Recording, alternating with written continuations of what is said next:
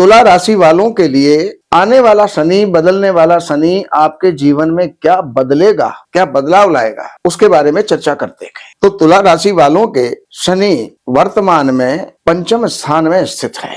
अर्थात अगर तुला राशि वाले कोई विद्यार्थी हैं तो उनके लिए विद्या में अच्छा फल देगा। कोई परीक्षार्थी है, परीक्षा में अच्छा फल देगा। अगर कोई किसी का कहीं पर कोई भी किसी भी प्रकार की परीक्षा है या फिर उनका जो साक्षात्कार है तो वहां पर उनका अच्छा फल मिलेगा, उन्नत होंगे, उत्तीर्ण होंगे। और यही शनि अगर आप विवाहित हैं और पार्टनरशिप में अगर व्यापार करते हैं तो वहां पर इनकी दृष्टि, तीसरी दृष्टि वहां पर जाएगी, अर्थात पत्नी के स्थान पर जाएगी और साझेदारी के व्यापार पर जाएगी। तो इतना आपको सचेत रहना होगा मार्च तक, 29 मार्च तक, कि उसके अंदर किसी प्रकार का कोई विक्षेप ना हो, कोई बहस ना हो, कोई तकरार ना हो, कोई झगड़ा ना हो। तो ये सप्तम स्थान पर दृष्टि होने के कारण से ऐसा संभव है। अब यही शनि जब मार्च के बाद, 29 मार्च के बाद आपके छठे स्थान में आ जाएंगे तो जो दुश्मनी थी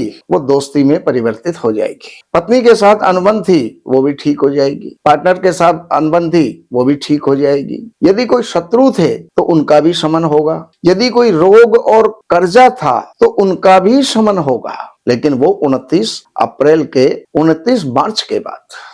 अब इनकी दृष्टि फिलहाल 11वें स्थान पर है तो इनकम के सोर्स में कहीं ना कहीं कोई ना कोई अड़चन जो है उसमें पैदा होती है, लेकिन 29 मार्च के बाद में ये अड़चन समाप्त हो जाएगी। अब यहीं से बैठे हुए शनि जो आपके द्वितीय स्थान के ऊपर उसकी दृष्टि है, और द्वितीय स्थान कुटुंब का होता है, धन का होता है, कोष का होता है, खजाने का होता है, परिवार का होता है। तो वहां पर शनि की दृष्टि अच्छी नहीं होती है। परिवार में किसी न किसी प्रकार का विग्रह, अलगावपन, तकरार, झगड़े ये जो है उत्पन्न करता है। लेकिन 29 मार्च के बाद में ये सब चीजें शमन हो जाएगा, शांत हो जाएंगे और शनि वहां से परिवर्तित हो जाएगा। तो ये मैंने शनि के बारे में आपको जानकारियां दी। अब अगर आपको और कोई जानकारी चाहिए, जैसे कोई ज्योतिष के विषय में, कोई वास्तु के विषय में या कोई और परेशानियों के विषय में, तो आप इन नंबरों पर संपर्क करके कार्यालय से अपॉइंटमेंट लेकर के कार्यालय की सेवाएं और वो अर्पण करके